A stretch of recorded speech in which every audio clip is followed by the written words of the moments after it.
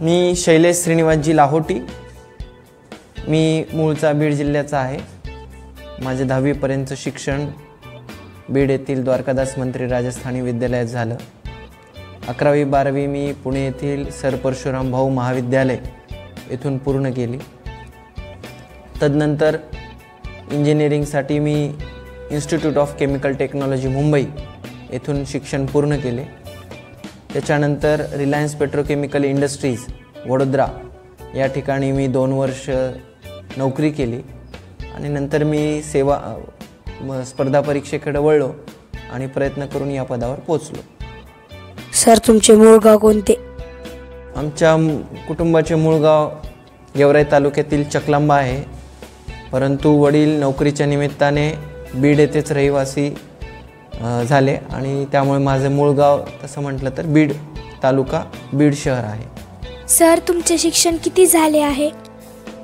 मी इंजिनिअरिंगचं शिक्षण पूर्ण केलेलं आहे, जे माझं 2009 ते 2013 या ठिकाणी chemical engineering institute of chemical technology अत्यंत प्रतिष्ठित कॉलेज आहे, त्या ठिकाणी माझे शिक्षण पूर्ण झालं. आणि मी MA इन पब्लिक ॲडमिनिस्ट्रेशन हे सुद्धा 2019 ते 2021 या कालावधीमध्ये मी पूर्ण केलेलं आहे.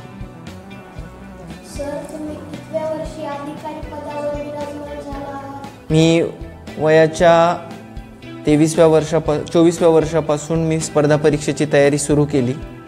सर्वप्रथम मी 25व्या वर्षी असिस्टंट RTO वर्ग 2 या पदावर मी विराजमान झालो. या पदासाठी माझी निवड झाली. तदनंतर मी पुन्हा परीक्षेसाठी प्रयत्न केला, पुढच्या पदासाठी प्रयत्न केला आणि आज या उपजिल्हाधिकारी पदावर माझी निवड 27व्या वर्षी झालेली आहे. सर, तुम्हाला अधिकारी होण्यासाठी कोणती परीक्षा द्यावी लागली? या पदावर विराजमान होण्यासाठी, या पदावर निवड होण्यासाठी महाराष्ट्र पब्लिक सर्व्हिस कमिशन म्हणजेच MPSC जी परीक्षा घेते, नागरी सेवा, या परीक्षेसाठी आपल्याला प्रयत्न करावा लागतो. ही परीक्षा द्यावी लागते.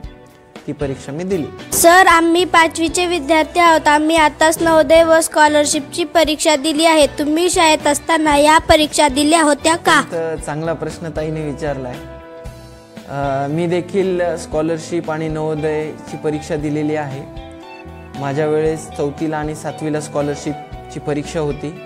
नवोदय 5वीला होती. 8वी आणि 9वीला MTS Maharashtra talent search examination त्या काळामध्ये होती आणि 10वीला नॅशनल टॅलेंट सर्च एक्झामिनेशन ही परीक्षा होती.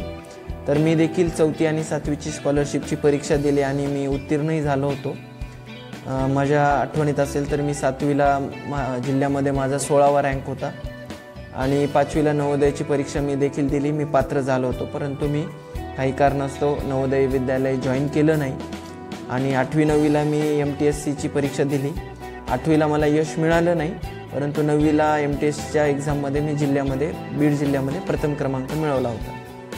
सर, तुम्ही आमच्या एवढे असताना काय बनायचा संकल्प केला होता? सर्व 5वीचे विद्यार्थी आहात.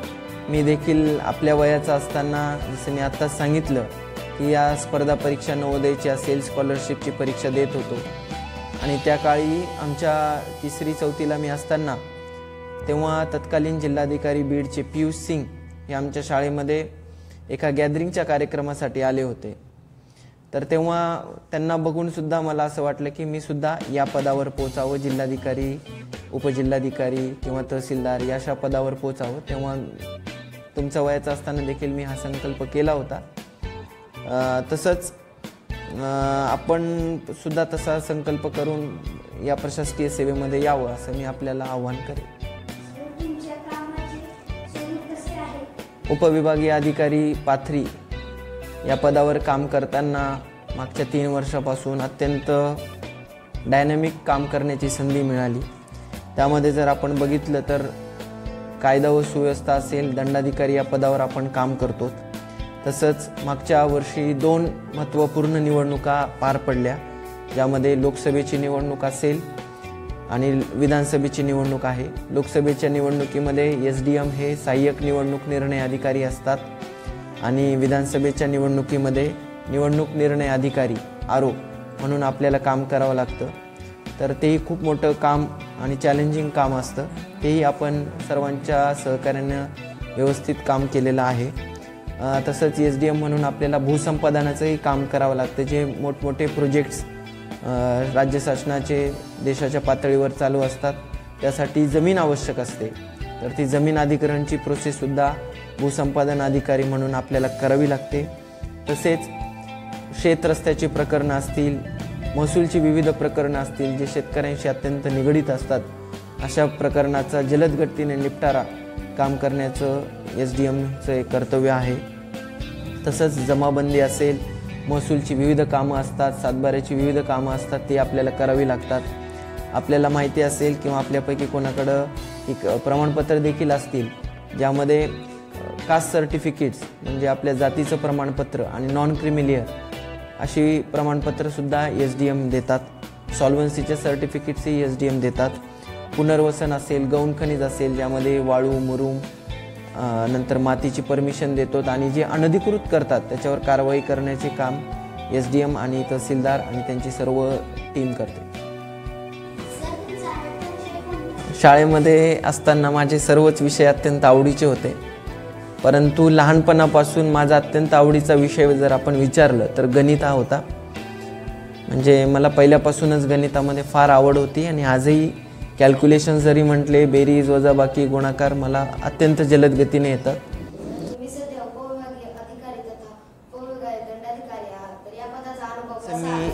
जसं मी आत्ताच सांगितलं की मागच्या 3 वर्षापासून मी या पदावर काम करत आहे, तर अत्यंत अनुभव चांगला आहे.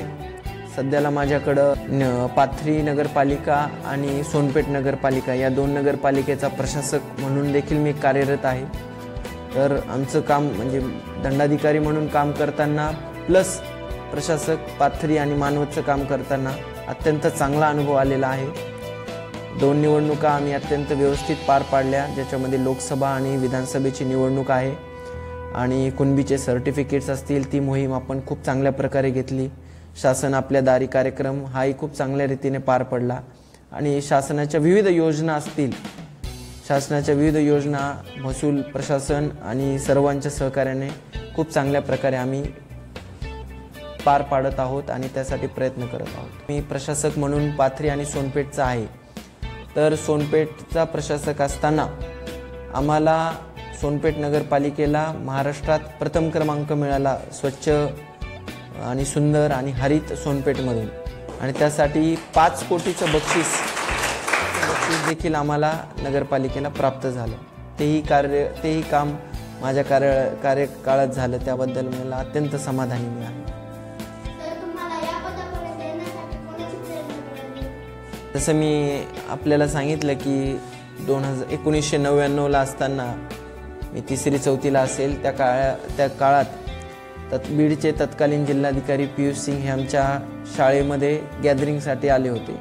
तर निश्चितच तिथून मला एक प्रेरणा मिळाली की आपणही अशा पदावर पोचू शकतो, अशा पदावर आपल्याला जायला पाहिजे. आणि त्याच्यानंतर पुढचं जर आपण त्यामध्ये मी ॲड करू इच्छितो की माझी आई आणि माझे वडील हे नोकरी करत होते. माझी आई शिक्षिका होती आणि वडील ST महामंडळामध्ये कंडक्टर म्हणून कार्यरत होते. तर त्यांची देखील मला प्रेरणा मिळाली की आपण या ठिकाणी प्रशासकीय सेवेमध्ये, सरकारी नोकरीमध्ये आपण यावं. त्यामुळे त्यांची प्रेरणा मला मिळाली. सर्वच महापुरुषांचं कार्य फार थोर आहे, त्यामुळे त्यामध्ये आपण असं सांगू शकत नाही की निश्चित कोणता आवडता. परंतु त्यातही आपण मला विचारलं की ज्यांचे विचार मला अत्यंत जवळ आहेत असं जर आपण विचारला प्रश्न, तर मी सांगेल की भारताचे राष्ट्रपिता गांधीजी, महात्मा गांधीजी हे माझे सर्वात जवळचे आहेत. त्यामध्ये त्यांचे विचार हे माझ्या नसानसात भिनलेले आहेत आणि त्यांचा जो अहिंसा असेल आणि अहिंसेच्या माध्यमातून, शांततेच्या माध्यमातून लोकांचे प्रश्न सोडवायचे आणि आपण एकदम शांत राहून लोकांचे प्रश्न सोडू शकतो, हा देखील अनुभव या मला कार्यकाळात आला. आणि निश्चितच त्यांचे विचार हे अत्यंत प्रेरणादायक आहेत. सर, तुमचे आवडते प्रेक्षणीय स्थळ कोणते? म्हणजे मी 2007ला माझी 10वी झाली आणि 2007 नंतर मी 11वी-12वी पुण्याला केली. नंतर मुंबईला मी इंजिनिअरिंगचं शिक्षण पूर्ण केलं. त्यानंतर मी वडोदरा या ठिकाणी सर्व्हिस केली आणि नंतर या स्पर्धा परीक्षेच्या तयारीसाठी मी पुणे आणि दिल्ली या ठिकाणी मी प्रयत्न केले. तर तसं आपण म्हटलं तर मी मागच्या 15 व 17 वर्षापासून विविध ठिकाणी फिरतच आहे. तर यापैकी आपण जर मला प्रश्न विचारला तर माझं पुणे हे ठिकाण मला अत्यंत जवळचं आहे. तिथल्या सर्वच गोष्टी अत्यंत प्रेक्षणीय आहेत, ऐतिहासिक आहेत. त्याचा भौगोलिक आणि ऐतिहासिक वारसाही फार मोठा आहे. त्यामुळं पुणे हे शहर मला अत्यंत प्रिय आहे आणि ते मला प्रेक्षणीय स्थळामध्ये मी त्याला क्रमांक 1चा देईल. माझा आवडता छंद हा तबला वाजवणे आहे. त्याबाबत मी सांगू इच्छितो की मी तबल्याच्या लहानपणी आपल्या वयाचा असतानाच मी तबल्याचा क्लास लावला होता आणि मी तबल्याच्या 4 परीक्षा पूर्ण केलेल्या आहेत. त्यामुळे मला तबला वाजवणे अत्यंत आवडतं आणि या स्ट्रेसच्या काळामध्ये, या धगाधगीच्या जीवनामध्ये जेव्हा आपण ऑफिसचं काम करून जातो तर निश्चितच तबला वाजवल्यानंतर एक स्ट्रेस रिलीज होतो आणि पुन्हा चांगल्या तऱ्हेनं दुसऱ्या दिवशी आपण कामासाठी रुजू होतो. सर, तुम्ही वाचलेल्या व तुम्हाला आवडलेल्या पुस्तकाचे नाव सांगा. Thoughts on Pakistan, doctor Babasaheb आंबेडकरांनी लिहिलेलं थॉट्स ऑन पाकिस्तान हे पुस्तक अत्यंत चांगलं आहे. त्याचपरीने आपल्या देशाचे पहिले पंतप्रधान आदरणीय पंडित जवाहरलालजी नेहरू यांचं देखील डिस्कवरी ऑफ इंडिया हे पुस्तक मी वाचलेलं आहे आणि ते मला अत्यंत आवडलं. तर या 2 पुस्तकांचं मी नाव आपल्याला सांगू शकतो. हे बघा, सर्वच परीक्षा हे कठीण असतात आणि सर्व परीक्षा आता जसं आपण विचार करतो की सर्वच परीक्षेमध्ये अत्यंत मोठ्या प्रमाणामध्ये कॉम्पिटिशन निर्माण झालेली आहे.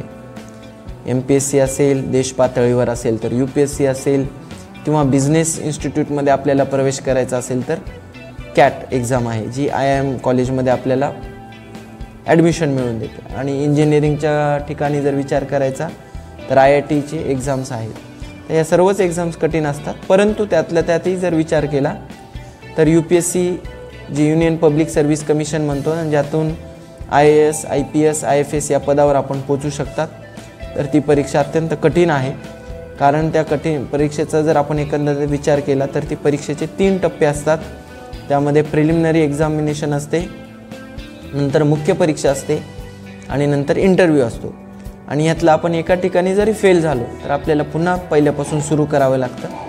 आणि ह्याच्यामध्ये देश पातळीवरचे अत्यंत हुशार विद्यार्थी ही परीक्षा कॉम्पीट करतात आणि जागा अत्यंत थोड्या असतात. त्यामुळं मी तसा विचार करेल की UPSC देशातली सर्वात कठीण परीक्षा आहे. UPSC एक्झामसाठी आपल्याला सर्वच विषयाचा अभ्यास असतो. त्यामध्ये प्रामुख्यानं पॉलिटी असेल म्हणजे भारताचं संविधान, नंतर इतिहास, भूगोल, नागरिकशास्त्र, अर्थशास्त्र, विज्ञान, गणित या सर्वच विषयाचा अभ्यास आपल्याला येतो. इंग्लिश असेल तर आणि त्यामध्ये आपल्याला मुख्यतः जर आपण प्रामुख्याने विचार केला तर प्रिलिमिनरी एक्झामिनेशन असते. त्यामध्ये 2 पेपर असतात 200-200 मार्काचे. त्यापैकी एक परीक्षा आहे क्वालिफाईंग पेपर असतो आणि दुसरा जो आहे त्यामध्ये आपली जेवढे जास्त मार्क भेटतील त्या पद्धतीने कट ऑफ लागतो आणि आपली निवड मुख्य परीक्षेसाठी होते. मुख्य परीक्षेमध्ये प्रामुख्यानं एकूण 7 विषय असतात, म्हणजे 7 पेपर्स असतात आणि 2 क्वालिफाईंग पेपर्स असतात. त्यामध्ये पहिला एक एस्सेचा पेपर असतो, निबंध. त्यामध्ये आपल्याला विषय दिलेले राहतात आणि त्या विषयावर आपल्याला निबंध लिहायचा असतो, साधारणतः 1200 ते 1500 शब्दामध्ये. नंतर आपल्याला 4 पेपर जे सांगितले त्यामध्ये GS 1, 2, 3, 4. GS 1मध्ये इतिहास, भूगोल, सोसायटी असे विषय असतात. पेपर 2मध्ये पॉलिटी, नंतर इंटरनॅशनल रिलेशन, सोसायटी असे विषय असतात. पेपर 3मध्ये इकॉनॉमिक्स, सायन्स, ॲग्रिकल्चर असे विषय असतात. आणि पेपर 4मध्ये इथिक्स, इंटिग्रिटी, ॲप्टिट्यूड असा एक पेपर असतो. आणि आपल्याला एक वैकल्पिक विषय देखील निवडायचा असतो. त्यामध्ये जवळपास 50-60 विषय असतात. त्यापैकी एक विषय आपल्याला निवडायचा असतो. त्याचा इनडेप्थ आपल्याला अभ्यास करावा लागतो आणि त्याचे 2 पेपर असतात. आणि जे 2 पेपर क्वालिफाईंग असते त्यामध्ये एक भाषा, म्हणजे साधारणतः आपण महाराष्ट्रातील आहोत तर आपण एक मराठी विषय निवडतो आणि दुसरा इंग्लिश असतो. त्याचे मार्क जरी काउंट नसेल करत तरी ते पेपर आपल्याला पास होणं अत्यंत आवश्यक असतं, अन्यथा आपण ती परीक्षा डिस्क्वालिफाय होतो. आणि ह्या सर्व परीक्षा पास झाल्यानंतर आपण मुलाखतीसाठी पात्र होतो. आणि मुलाखती देखील आताच्या विषयी आपण बघितलं तर 275 गुणांची असते आणि ती दिल्ली येथे UPSCच्या मुख्य ठिकाणी होते. ही परीक्षा देण्यासाठी माध्यम एक इंग्लिश आहे, पण त्याच परिणाम आपण मराठीमध्ये देखील ही परीक्षा देऊ शकतो. पेपर हा मराठी, इंग्लिश आणि हिंदीमध्ये प्रश्न विचारले जातात, परंतु आपण त्याचं ॲनालिसिस करून त्या इंग्लिश किंवा हिंदीमध्ये समजून आपण त्याचं उत्तर मराठीतही लिहू शकतो. आणि पेपर चेक करणारे जे असतात, तपासणी करणारे शिक्षक असतात, ते आपलं मराठीचं ट्रान्सलेशन करून इंग्लिश किंवा हिंदीमध्ये दाखवतात आणि त्या पद्धतीनं आपल्याला भाषेची अडचण नाही. आणि दुसरा, आपण मुलाखत ही देखील आपण मराठीमध्ये देखील देऊ शकतात, इंग्लिशमध्ये देखील देऊ शकतात, त्यामुळे भाषेची अडचण नाही.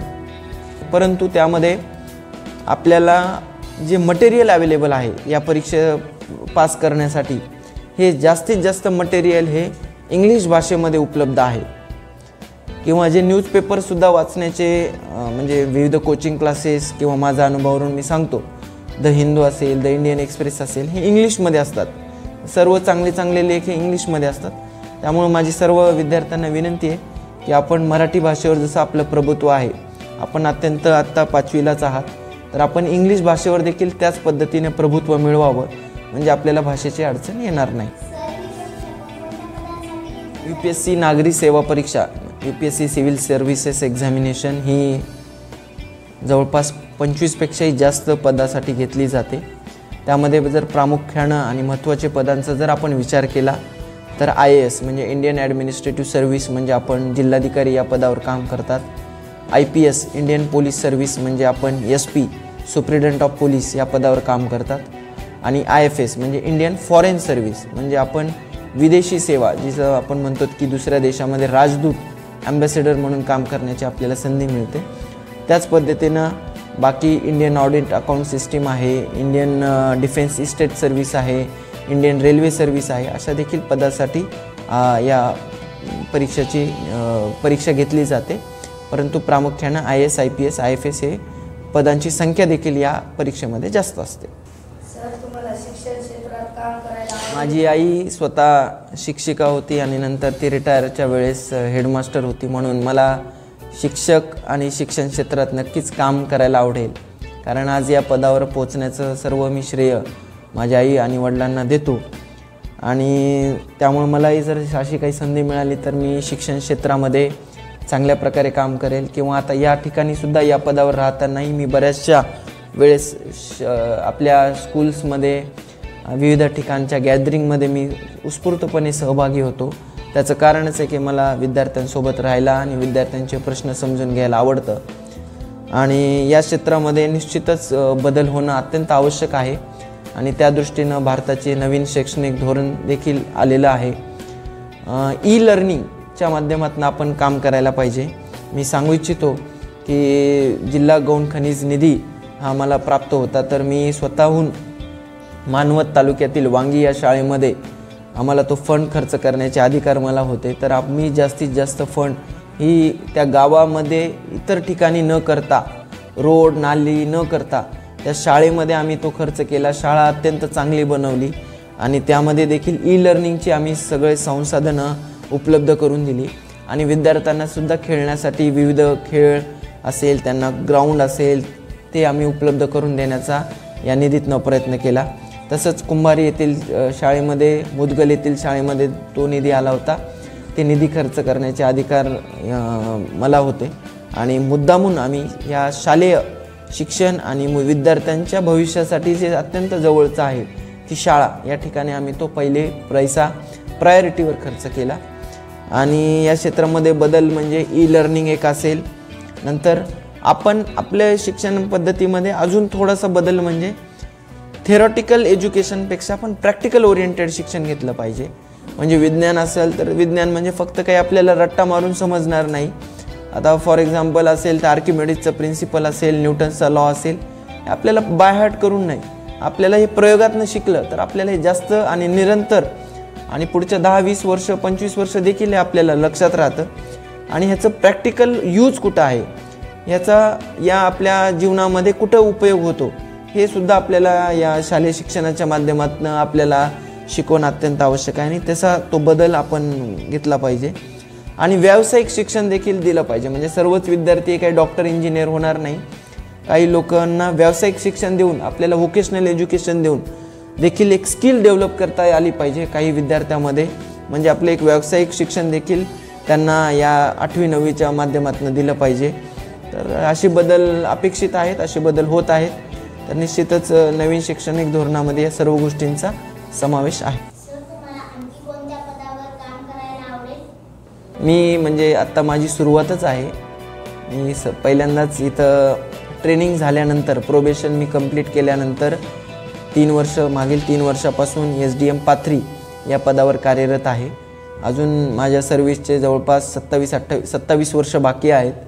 तर नंतरचं आमचं प्रमोशन हे जिल्हाधिकारी म्हणून, अपर जिल्हाधिकारी म्हणून होईल. तदनंतर जिल्हाधिकारी म्हणून या पदावरही काम करायला मला आवडेल. तर अशा विविध ठिकाणी आणि विविध जिल्ह्यामध्ये काम करायला मला निश्चित आवडेल.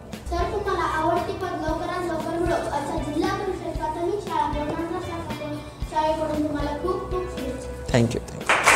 धन्यवाद. सर, आजकालच्या विद्यार्थ्यांनी, तरुणांनी मोबाईलचा अतिशय उत्तम वापर कशा प्रकारे करावा याविषयी तुमचे मत सांगा. आपण सांगतो की प्रत्येक गोष्टीकडं 2 दृष्टीने आपण बघतो. एक तर त्याचा चांगला उपयोग होऊ शकतो आणि वाईट उपयोग होऊ शकतो. म्हणजे बेन और बून असं आपण म्हणतो. मोबाईल हा अत्यंत चांगला आहे जर आपण त्याचा वापर चांगला केला तर. कारण मोबाईलमधून आपल्याला गुगलच्या माध्यमातून कोणतीही माहिती तात्काळ उपलब्ध होऊ शकते. आपल्याला यूट्यूबच्या माध्यमातून आपल्या जे शालेय शिक्षणामध्ये समजा एखादा विषय आपल्याला अवघड जात असेल, एखादा टॉपिक आपल्याला समजला नसेल, तर ते आपण नुसतं यूट्यूबवर सर्च केलं तरी त्यामध्ये अजून आपल्याला 1-2 चांगले व्हिडिओ आपल्याला मिळू शकतात, चांगली माहिती आपल्याला उपलब्ध होऊ शकते. तर आपण त्याचा वापर आणि नवीन कल्पना, म्हणजे आत्ता आपण 5वीला आहात तर काही नवीन कल्पना, सायन्समधलं काही नवीन चालू आहे का, काही नवीन शोध निर्माण झाले का, आपल्याला अजून कोणत्या ठिकाणी काम करता येईल. फक्त इंजिनिअरिंग, डॉक्टर नाही, खूप सारे पद आणि खूप सारे सिच्युएशन्स आणि आपल्याला उपलब्ध आहेत, पदं उपलब्ध आहेत, त्या ठिकाणी आपल्याला काम करता येईल. आणि सर्व माहिती आपल्याला मोबाईलच्या माध्यमातून मिळू शकते. तर त्याचा वापर आपण आपल्यावर योग्य पद्धतीने करायला पाहिजे. आता आपण 8 तास आपण शाळेमध्ये असतात, ट्युशन्समध्ये असतात. त्याच्यानंतर एक अर्धा 1 तास आपण गोष्टी पाहण्यासाठी, चांगला व्हिडिओ पाहण्यासाठी आणि त्यासाठी आपण उपयोग करू शकतो. शेवटी जाता जाता स्पर्धा परीक्षेत यशस्वी होण्यासाठी आजकालच्या विद्यार्थ्यांना व तरुणांना काय सांगाल. आपण सर्वजणांनी आत्ताच नवोदयची परीक्षा दिलेली आहे, स्कॉलरशिपची परीक्षा दिलेली आहे. त्याबद्दल तर मी आपल्याला शुभेच्छा देतोच. आणि आपल्याला पुन्हा एकदा आवाहन करतो की आपण 8वी 7वी 8वी आणि पुढच्या इयत्तेमध्ये ज्या काही स्पर्धात्मक परीक्षा असतात, विज्ञानाच्या असतील, गणिताच्या असतील, ऑलिम्पियाड एक्झाम असेल, स्कॉलरशिप असेल, नॅशनल मेरिट मीन्स एक्झाम असेल, तर या सर्व परीक्षा आपण देत चालायला पाहिजे. या परीक्षेला न घाबरता आपण एकदम कॉन्फिडंटली आणि अभ्यास करून या परीक्षेला सामोरं गेलं पाहिजे. ह्या परीक्षा देण्याचं मूळ कारण प्रत्येकालाच यश मिळेल असं नाही, परंतु या परीक्षा दिल्यानंतर आपल्यामध्ये एक ॲप्टिट्यूड आणि एक ॲटिट्यूड तयार होतो की आपण कशा प्रकारे परीक्षेला सामोरं झालं पाहिजे. कारण या सर्व स्पर्धात्मक परीक्षा आहे. आपण विचार केला तर यामध्ये पूर्ण महाराष्ट्राचे 5वीचे विद्यार्थी परीक्षेला बसतात. खूप मोठ्या लेवलवर ही कॉम्पिटिशन होते. त्यामुळे आपल्याला कशा प्रकारे या सिच्युएशनला टॅकल करायचं, कशा प्रकारे या परीक्षेला सामोरं जायचं, हे आपल्याला या लहानपणामध्येच ते गुण उपजत होतात. आणि पुढे जेव्हा आपण IAS साठी, UPSC साठी, MPSC साठी किंवा इंजिनिअरिंग, मेडिकल या परीक्षेसाठी आपण जेव्हा प्रयत्न करणार, या सर्व स्पर्धात्मक परीक्षा आहेत, तर आपल्याला एक भीती राहणार नाही. आपला अभ्यास चांगला होईल आणि आपण न डगमगता चांगला अभ्यास करून या परीक्षेमध्ये देखील यश मिळवू शकतात. या परीक्षेमध्ये यश मिळवण्यासाठी आपल्याला महत्त्वाचं आहे ते सातत्य, हार्डवर्क.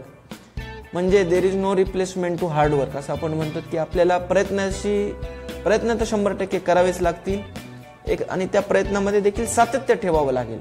म्हणजे फक्त आपण 1 महिनाभर अभ्यास केला आणि नंतर आपण अभ्यास केला नाही असं नाही. आपल्याला अहोरात्र आणि 365 दिवस योग्य नियोजन करून आपल्याला परीक्षेची तयारी करावी लागेल, तरच आपल्याला यश मिळेल.